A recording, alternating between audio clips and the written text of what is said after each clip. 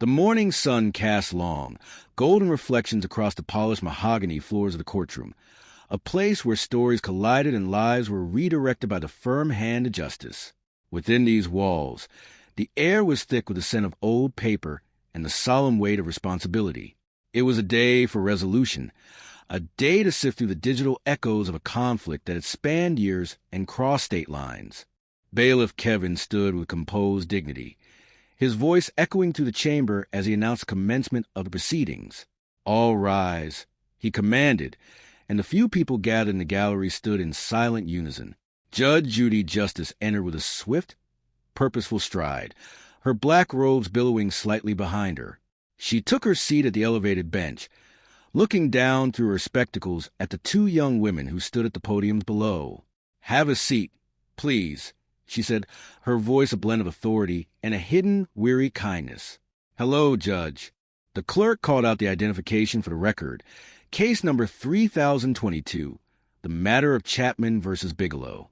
Judge Judy looked at the papers before her, then at Haley Chapman, the plaintiff. Haley stood with her shoulders squared, a young woman of 20 years who seemed much older due to the weary lines around her eyes. Across from her stood Fallon Bigelow, the defendant, who kept her gaze fixed forward, her expression a mask of defensive stoic resolve. "The husband is not here," the judge noted, her eyes scanning the room. "No," Haley replied softly. When asked of his whereabouts, Haley explained that he was currently incarcerated within a state correctional institution in the state of Florida. He had been taken into custody in September of the year 2022 and had remained behind bars ever since. The judge leaned forward, her interest piqued by the timeline. "You have 3 children with him," she observed. "Yes, Your Honor," Haley confirmed. The judge looked at the young woman, truly seeing her for the first time. "How old are you?" "I am 20 years old," Haley said. "20?" the judge repeated, a note of disbelief in her tone. Haley went on to clarify that she actually had 4 children in total. She spoke of them with a mother's weary pride. A 5-year-old who would turn 6 in December, a 3-year-old who would turn 4 in August, a 2-year-old who would turn 3 in August, and a tiny newborn, only 2 weeks old. The room fell quiet as the weight of those numbers settled. A 20-year-old woman with 4 children, living by herself, navigating the world while the father of her children sat in a prison cell. The judge then turned her attention to Fallon Bigelow.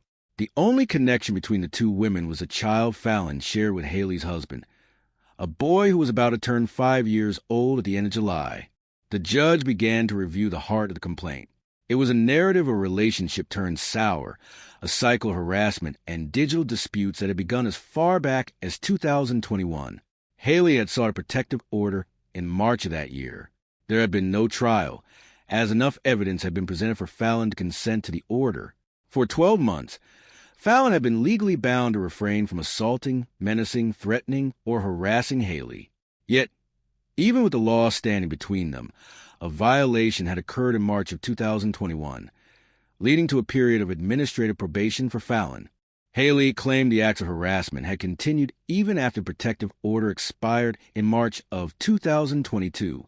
She spoke of an incident involving the social media platform TikTok, where an algorithm had brought them together in a digital collision.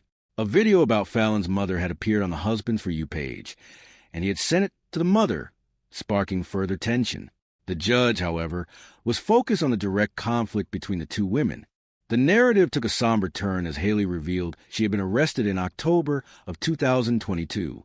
The authorities had accused her of trafficking drugs, the same crime that had sent her husband to prison. Fallon had taken to the internet, posting Haley's mugshot and making claims that Haley had lost custody of her children. To Haley, this was defamation, a cruel attempt to destroy her reputation during her darkest hour. The judge looked closely at the printed posts.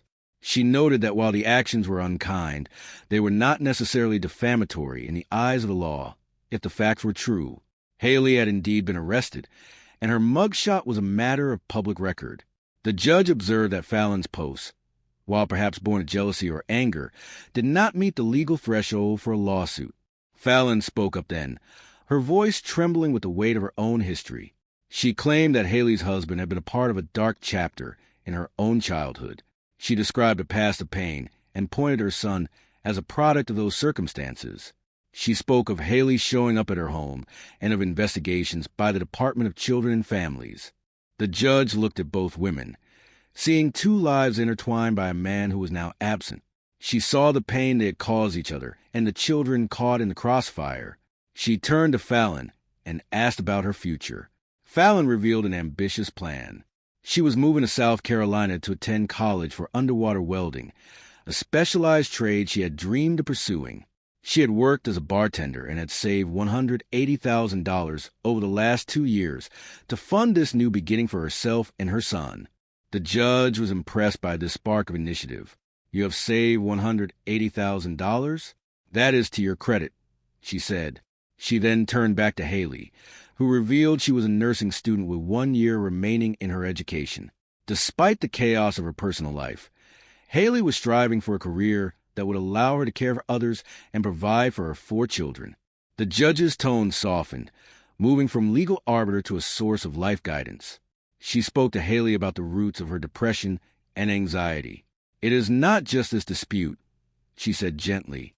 "You are 20 years old with 4 children and a husband in jail. That is a heavy burden for anyone to carry." She encouraged Haley to find peace by getting her life in order, focusing on her studies and her children. To Fallon, she gave a different kind of warning. "Leave her alone," the judge commanded. "She has enough troubles. Put your time to better use. Go to South Carolina, build your career, and raise your son. Stop the posting, stop the digital warfare, and focus on the future." The judge ruled that there was no actionable case for defamation. The words exchanged were nasty and illiterate, but they were not illegal under the circumstances. She dismissed the case, ending the legal battle but leaving behind a profound lesson. As the court adjourned, Judge Judy spoke with her colleague Sarah. They reflected on the 5 children involved, each living a fragmented life. One was with a grandparent, another at a camp, others in a hotel room with a friend. It was a tragic reality for the youngest generation. The judge expressed a deep desire for these young women to understand the magnitude of their responsibilities. They were both articulate and capable, yet they were caught in a cycle of instability. The story ended not with a winner or a loser, but with a call to action. It was a reminder that the most important work any person can do is to create a stable, loving environment for the next generation. As the women walked out of the courtroom, the hope was that they would leave their grievances behind and step into the sunlight of a new, more purposeful life, leaving the shadows of their conflict in the past where they belonged. The goal was no longer to fight, but to grow, to heal, and to thrive for the sake of the 5 small lives that depended on them.